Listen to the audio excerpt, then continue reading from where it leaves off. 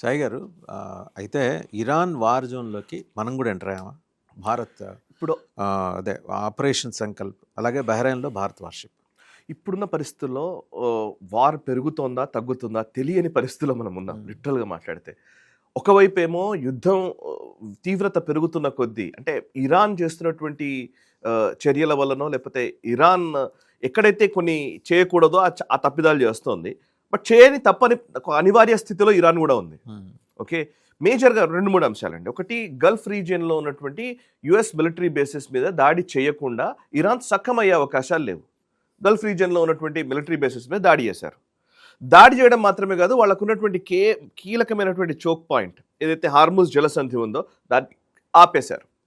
Okay, ఇదొక యుద్ధం ఎప్పుడు కూడా ఫస్ట్ ఆర్మ్డ్ ఫోర్సెస్కి సంబంధించి మిలిటరీ పరమైనటువంటి చర్యల రూపంలో వస్తుంది. దాని ప్రభావం ఇది రోజు రోజుకు పెరుగుతున్న కొద్దీ దాని ప్రభావం ఆర్థిక రూపంలో కనబడుతుంది. ఓకే, సో ఇది జియోపొలిటికల్ అంశాల్లోకి కూడా మారుతుంది అండ్ ఆ దేశాల్లో అన్రెస్ట్కి తావిస్తుంది. సో ఆర్థికంగా మనం నష్టపోతున్నాము అని అంటే ఆర్థికంగా చాలా పొలిటికల్ ప్రెషర్ పెరుగుతుంది అనమాట. ఇప్పుడు ఫర్ ఎగ్జాంపుల్ హార్ముజ్ జలసంధి దగ్గర వాళ్ళు అటకాయించడంతో, ఆపేయడంతో పర్షియన్ గల్ఫ్లో ఉన్నటువంటి నావల్ వెజల్స్ అన్ని, ఈ మన ఆయిల్ వెజల్స్ అన్ని కూడా అయిపోయినాయి. రైట్, షిప్స్ అన్నీ అయిపోయినాయి. ఆగిపోవడమే కాదు, కంటిన్యూస్గా రాబోయే రోజుల్లో ఇప్పుడు అక్కడే డిపెండెన్సీ ఉంది. ఆయిల్ మనకు రావాలి ఎవ్రీ డే, కనీసం 2 మిలియన్ బ్యారెల్స్ ఆఫ్ ఆయిల్ మనకు ఎవ్రీ డే అక్కడ నుంచి మారకం ఉంటుంది భారతదేశం ఎస్పెషల్లీ చేసుకుంటే. ఓవరాల్గా అయితే ఆల్మోస్ట్ $20 బిలియన్ మారకం ఎవ్రీడే జరుగుతుందంట. ఓకే, అట్లాంటి పరిస్థితుల్లో అది ఆగిపోయేసరికి అటు యూరోపియన్ దేశాలు అల్లాడిపోతాయి, ఏషియన్ కంట్రీస్ అల్లాడిపోతాయి. అన్ని దేశాల్లో ఇప్పుడు ఎల్పిజి, మనం 80% ఆఫ్ ఎల్పిజి మనం భారతదేశానికి అక్కడ హార్ముజ్ నుంచే రావాలి. సో 80% ఎల్పిజి పోయేసరికి ఇప్పుడు ఆల్రెడీ సిలిండర్ కూడా మొదలైంది.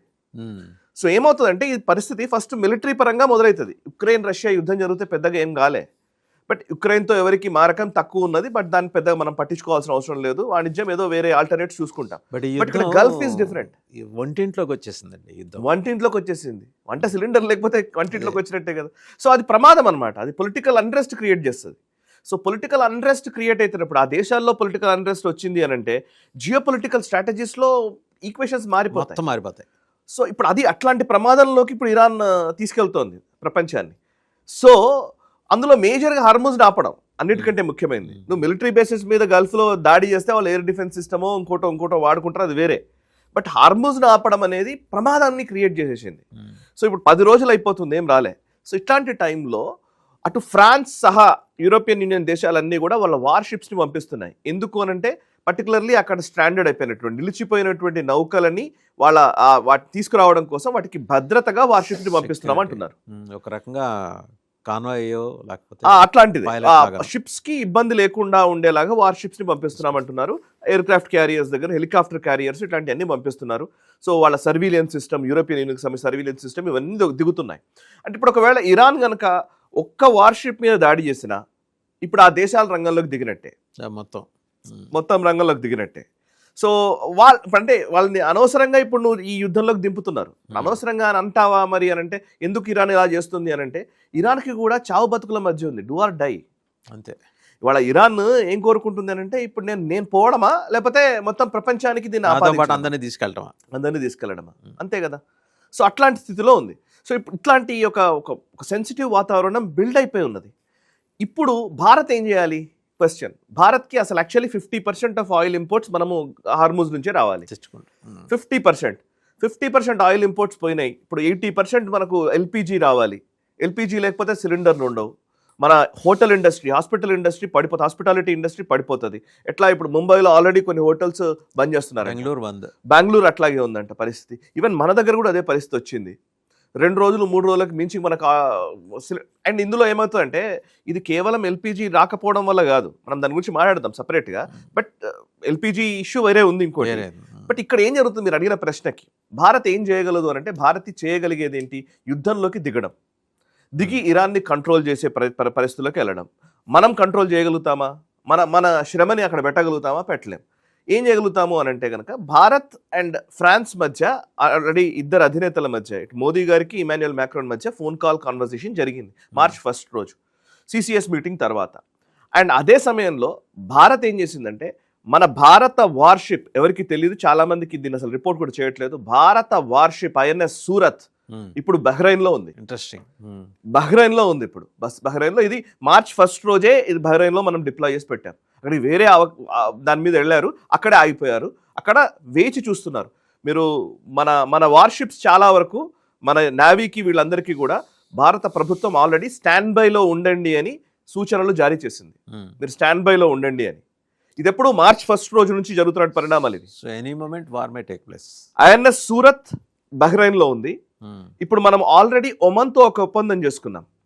ఒమన్తో చేసుకున్నటువంటి ఒప్పందంలో ఏముందంటే, ఒమన్లో దుఃఖం పోర్ట్ అని ఉంది, DUQM దుఃఖం పోర్ట్ అని ఉంది. ఒమన్ ఎగ్జాక్ట్లీ హార్ముజ్ జలసంధికి పక్కనే ఉంటుంది అనమాట, యుఏఈకి ఇటువైపు. మీరు మ్యాప్స్ లో ఈజీగా తెలుస్తుంది. బట్ ఆ దుఃఖం పోర్ట్ లో మనం మన నావీకి సంబంధించినటువంటి షిప్స్ కానివ్వండి, వీటిని అన్నింటినీ మనం అక్కడ పెట్టుకోవచ్చు. వార్ షిప్స్, వీర్ షిప్స్ పెట్టుకోవడానికి అవకాశం ఉందన్నమాట. ఇది ఒమన్తో మనం 2019-20 సమయంలో ఒమన్ దేశంతో భారత ప్రభుత్వం తీసుకున్నటువంటి ఒప్పందం. సో దాంట్లో భాగంగా ఇప్పుడు మన వార్ షిప్స్ అక్కడ డాక్ చేసుకోవచ్చు. అండ్ బహ్రెయిన్లో ఆల్రెడీ ఐఎన్ఎస్ సూరత్ ఉంది. అండ్ ఐఎన్ఎస్ తల్వార్, మనం ఐఎన్ఎస్ తల్వార్ ఎప్పుడు వార్షిప్ని యూజ్ చేస్తాం, దేనికి యూజ్ చేస్తామంటే, మనము 2019 నుంచి ఈ పైరేట్స్ బెడద, ఈ హౌతీ రెబల్స్ బెడద ఎక్కువగా అరేబియన్ ఓషన్ లో ఉన్న టైంలో 2019 నుంచి మనం ఆపరేషన్ సంకల్ప్ అని నిర్వహిస్తున్నాం.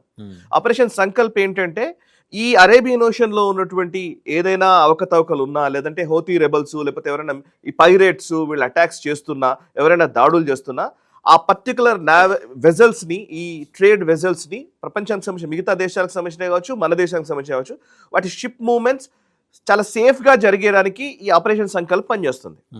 సో ఇప్పుడు ఆపరేషన్ సంకల్ప్ ఆల్రెడీ కంటిన్యూస్ గా నడుస్తోంది. ఇప్పుడు దాంట్లో భాగంగా ఐఎన్ఎస్ తల్వార్ ని మనం అరేబియన్ ఓషన్లో దింపాం. ఇంకాస్త ఈ డిప్లాయ్మెంట్ ఎప్పుడైంది? ఇది ఆల్రెడీ ఈ మధ్య కాలంలో నడుస్తూనే ఉంది. ఎస్. అండ్ అవి కాక మన సర్వీలియన్స్ కి సంబంధించినటువంటి డ్రోన్లు, ఆ సర్వీలియన్స్ సిస్టమ్ అంతా కూడా మనం డెవలప్ అక్కడే పెట్టామని తెలుస్తోంది. అదేంటంటే నేను చెప్తున్నాను, ఆపరేషన్ సంకల్ప్ ఫ్రిగేడ్ ఉంది గల్ఫ్ ఆఫ్ ఈడెన్ దగ్గర, ఇక్కడంతా కూడా. అండ్ సపోర్టింగ్ అసెట్స్ ఏమేమి ఉన్నాయంటే కనుక P-8I Neptune maritime patrol aircraft ఉంది అక్కడ. At the same time sea guardian drones ఉన్నాయి, 24/7 సర్వీలియన్స్ చేసేటువంటి సీ గార్డ్ డ్రోన్స్ ని మనం అక్కడ డిప్లాయ్ చేసి పెట్టుకున్నాం. సో ఇప్పుడు మన వార్షిప్ ఆల్రెడీ బహ్రెయిన్ లో ఉంది. ఇప్పుడు ఈ వెజల్స్ ని మనం తీసుకురావాలంటే మనం ఆల్రెడీ ప్రిపేర్డ్ గా ఉన్నాం. సో మౌనంకి ఇనాక్షన్ కి డిఫరెన్స్ ఇందాక చెప్పింది అదే. సో అందుకే మౌనం వేరు, పని చేయకపోవడం వేరు, చర్యలు తీసుకోకపోవడం వేరు. మనం స్టేట్మెంట్స్ ఇవ్వట్లేదు అంతే. మన భారత ప్రభుత్వం ఏం స్టేట్మెంట్స్ ఇవ్వట్లేదు. మేమున్నాము, మేము సిద్ధంగా ఉన్నాము, మేము కొట్టేస్తాము, చంపేస్తాము, డొనాల్డ్ ట్రంప్ మాట్లాడతారు కదా, అదేం మాట్లాడట్లేదు. అయితే దీంట్లో ఏంటి మరి, మనమే ఎందుకు తీసుకురాలేదు, ఫస్ట్ మనం ఎందుకు మూవ్ చేయలేదంటే, ఫస్ట్ మూవర్గా మనం ఉండం కావాలని. ఫస్ట్ మూవర్ యూరోపియన్ యూనియన్ అవుతోంది. European union first movers. So వాళ్ళు ఏం చేస్తారు, వాళ్ళ నావల్ షిప్స్ వస్తున్నాయి, వాళ్ళ వార్షిప్స్ వస్తున్నాయి. ఇప్పుడు వాళ్ళ వార్షిప్స్ వస్తున్నాయి కాబట్టి ఎందుకు వస్తున్నాయి, ఎస్కాట్ చేయడం కోసం వస్తున్నాయి. సో ఇప్పుడు మనం అనౌన్స్మెంట్ చేస్తాం. నాకు తెలిసి ఇవాళ 2 రోజుల్లో ఈ అనౌన్స్మెంట్ రావచ్చు. అనౌన్స్మెంట్ లేకుండా కూడా మన వార్షిప్స్ తోటి షిప్ మూవ్మెంట్ తీసుకురావచ్చు. ఇప్పుడు అదే ఇక్కడ గొడవ వస్తుందంటే, ఇరాన్ ఎటువంటి చర్యలకు పూనుకుంటుంది. ఇరాన్ కనుక ఒకవేళ నిజంగానే ఏదైనా యాక్షన్ కి పూనుకుంటే, ఒకవేళ ఒక దాని మీద దాడి చేస్తే, వార్షిప్స్ మీద కనుక ఇరాన్ దాడి చేస్తే, అది యుద్ధం ఇంకా తీవ్రమవుతుంది. సో ఫస్ట్ అందుకే మనం మూవ్ అవ్వట్లేదు. ఫస్ట్ మనం యూరోపియన్ యూనియన్ దింపాం, వాళ్ళు వస్తున్నారు. అందుకే ఫ్రాన్స్ తీసుకుంది ఆ లీడ్. ఫ్రాన్స్ ఈ 52 ఈ ఆయిల్ వెజల్స్ హర్ముజ్ దగ్గర అయిపోయినాయి. ఇంకో 6 ఏమో 8 రెడ్ సీలో అయిపోయాయి. ఎందుకు మూవ్మెంట్ చేయట్లేదంటే, ఇక్కడ గొడవ చాలా మంది అనుకుంటారు, వాళ్ళకి ఏంటంటే ఎందుకు మూవ్ చేసుకుంటూ వెళ్ళొచ్చు కదా అని అంటే కనుక, ఎక్కడి నుంచి ఎప్పుడు ఏ దాడి వస్తుందో తెలియట్లే. ఇప్పుడు థాడ్ లాంటి ఎయిర్ డిఫెన్స్ సిస్టమే పోయిందండి. అక్కడ $2 బిలియన్ నష్టం వచ్చిందని చెప్తున్నాం కదా. సో డ్రోన్స్ తో కొడుతున్నారు వాళ్ళు, షాహెద్ డ్రోన్స్ అని, ఆ డ్రోన్స్ అని, ఈ డ్రోన్స్ తోటి కొడుతున్నారు.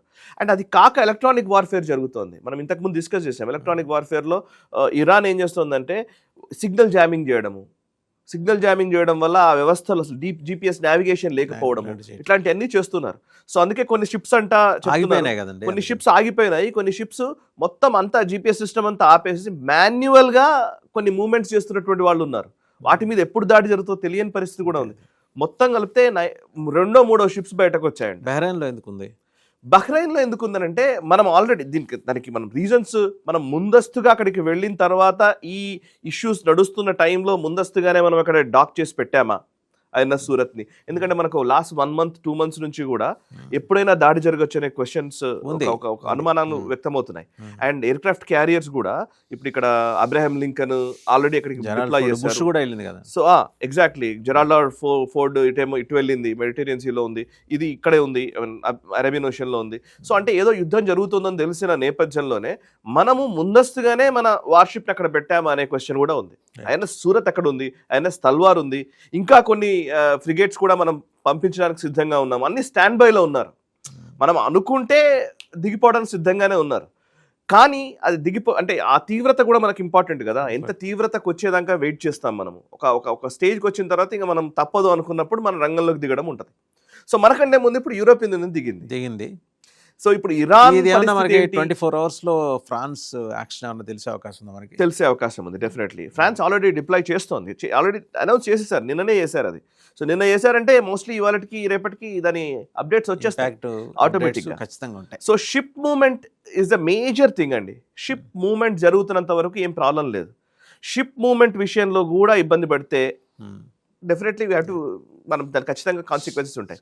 అండ్ ఇంకో పాయింట్ కూడా మీరు అబ్జర్వ్ చేస్తే ఇప్పుడు రష్యాకు సంబంధించిన ఆయిల్ కొనుగోళ్ల విషయంలో శాంక్షన్స్ ఎత్తేసింది అమెరికా. సో చూస్తే ఇప్పుడు వార్ని మారుస్తున్నారు ప్లేసెస్ని. ఇప్పుడు రష్యా ఉక్రెయిన్ మీద ఉన్నటువంటి కాన్సన్ట్రేషన్ అంతా ఇప్పుడు వెనిజువలా అండ్ ఇప్పుడు మిడిల్ ఈస్ట్కి షిఫ్ట్ చేశారు, వెస్ట్ ఏషియాకి షిఫ్ట్ చేశారు. ఇప్పుడు ఫోకస్ అంతా వెస్ట్ ఏషియా మీద ఉంది, రష్యాని మెల్లిగా పక్కకి జరిపేశారు. సో ఇప్పుడు రష్యా శాంక్షన్స్ పోయినాయి. ఇప్పుడు రష్యన్ ఆయిల్ విపరీతంగా యూరోపియన్ యూనియన్కి అమ్మేస్తారు, అందరికీ అమ్మేస్తారు. ఈవెన్ పుతిన్ వాళ్ళు నిన్న స్టేట్మెంట్ ఇచ్చాడని వార్త వచ్చింది. ఏంటంటే నేను యూరోపియన్ యూనియన్కి ఇవ్వట్లేదు, మేము ఏషియన్ కంట్రీస్ ఉన్నాయి, ఆల్రెడీ మాకు లైన్లో ఉన్నారు, వాళ్ళకి ఇచ్చుకుంటాం, తర్వాత మీకు ఇస్తామన్నట్టుగా మాట్లాడుతున్నారు. అవును. సో ఇప్పుడు ఆయనది పెరిగింది. ఇప్పుడు సో ఆయన ఆరా పెరిగింది. Very interesting. ఈ జియోపొలిటికల్ స్ట్రాటజీస్ మధ్య, ఈ వార్ సిచ్యువేషన్ మధ్య మనం ఏం మాట్లాడినా కానీ ఇప్పుడు ఫస్ట్ ప్రాబ్లం ఏంటంటే ఇప్పుడు మన భారత్కి సంబంధించి చూస్తే 1100 మంది సెయిలర్స్ ఉన్నారట ఇప్పుడు అక్కడ. షిప్స్ ఆగిపోవడంతో 1100 మంది సెయిలర్స్ ఉన్నారు. అది మాత్రమే కాదు, ఇప్పుడు మన దగ్గర మన పోర్ట్స్లో ముంబై కావచ్చు, గుజరాత్ ముంద్రా పోర్ట్ కావచ్చు, కింద కొచ్చి పోర్ట్లు, ఇట్లాంటి పోర్ట్స్లో బాస్మతి రైస్ ఆగిపోయి ఉంది. మనం ఇరాన్కి మనం ఎక్స్పోర్ట్ చేసే బాస్మతి రైస్లో 25% ఇరాన్కి ఎక్స్పోర్ట్ చేస్తాం. మనం 25% మనం బాస్మతి ఇరాన్కి ఎక్స్పోర్ట్ చేయాలి. అదంతా ఆగిపోయి ఉంది. అది ఎక్కడికి వెళ్ళాలో ఆల్టర్నేట్స్ మనకు దొరకని పరిస్థితి. సో ఇట్లాంటి మన ఎగుమతులు ఉన్నాయి, దిగుమతులు ఉన్నాయి. ముఖ్యంగా దిగుమతులతోటి దేశం ఇబ్బంది పడుతోంది. సో చూద్దాం ఈవినింగ్ కల్లా ఏమన్నా అప్డేట్ దీనికి సంబంధించి ఉండదు. ఎగ్జాక్ట్లీ. థ్యాంక్ యూ సార్ గారు.